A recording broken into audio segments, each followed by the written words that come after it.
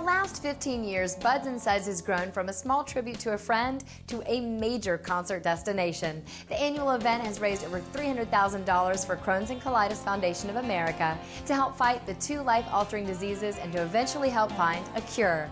We had a chance to check out this year's program to find out how they are making a difference. It is the 15th annual Buds-N-Suds, and Jason Krupek, who we are catching up with. Now, you were one of the original. You and Corey Gearman started this 15 years ago. And tell us a little bit about why you guys started it to begin with. We had a friend who had Crohn's disease. Actually, the first year, we just wanted to see how many people we could get on the river. Because it started as a canoe day, just having fun, floating down the river. And over the course of the next year, we had a friend who has Crohn's, and she had a really hard year. So we wanted to do it annually and kind of dedicate it to her. This pretty much has been an ongoing tradition that has grown every year. Tonight's a really big night. You've got Love and Theft and Heidi Newfield, lots of guys coming into play. Yeah. It's been crazy. I mean, the first year, again, was just down the river. The second year, we added music and we brought in food. Over the course of the years, we've had Big and Rich. Before they were Big and Rich, we had Keith Anderson. We've had a number of artists who came out and played for us before they were big stars. And then, you know, we were out there grilling burgers and hot dogs ourselves in the heat of summer. And now the canoe part has faded away, but the concert has grown and grown, and we've learned that's what people want to be a part of, and it's limitless to how many people we can squeeze in here. Now tonight it's a little bit different because did you really not sell tickets to the public? Is it free to get in? It's the first time we've done a free show, just because the tradition at Losers has been to do free shows, and we've learned that if it's free, people will spend more money on auction items and give more money to the cause, and that's ultimately where we want the money to go.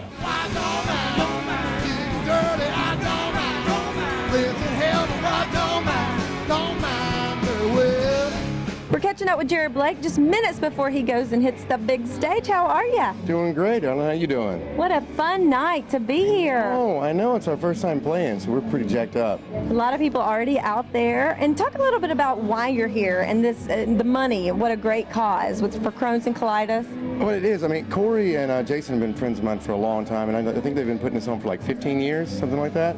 And it's just amazing how Nashville, I don't know if it's just the musicians or if it's Nashville, you know, but everyone really seems to come together to make things happen. And we're proud to be part of anything, you know, that's helping out. So. Good for you. Good for you. It looks like it's going to be a lot of fun. And yes, a lot of money is raised tonight. And for people that recognize Jared, he was on The Voice. And I mean, well, how was that experience? It's got to be fun. Was Blake Shelton there when you did it? He was. Blake was my coach.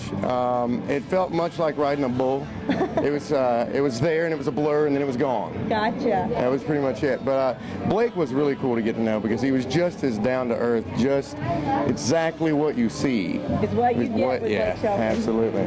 Grab your buddies, tell all your friends that you swear it's going down next weekend. It's the best place I found, you know. Johnny T just got off stage. Big night here for Crohn's and Colitis and Buds-N-Suds 15th annual. Now this is your first time doing it. It's our first time, yep, first time playing, and we're super excited to be a part of this. Our manager actually let us know what was going on, and you know, we wanted to be a part of helping out with everything. So we said, fit us in where you can, and they got us on the bill. So we're psyched. Great, that's great. You did amazing. Thank Song you so country much. style. Yeah, it's yep. rocking. Yeah, it's one of our top selling songs, and people seem to like it. It's just about a small town, and I think people can really relate to it. A lot of small town folks out there. Did you write it? Yes, I wrote it with a few of my buddies here in Nashville, and it's just about a small town, and I really feel people can relate to it. It's, you know, it's just, I feel like it speaks to everybody, you know. I'm from New Jersey originally, so, you know, I don't normally like to tell people that, but they, you know, they give me crap about it, playing country music. But so a small town in New Jersey? Yeah, well, that's the thing is, you know, people think New Jersey, they think like Jersey Shore, you know. They're like, oh, you fist pumping, yeah, you know, and I'm like,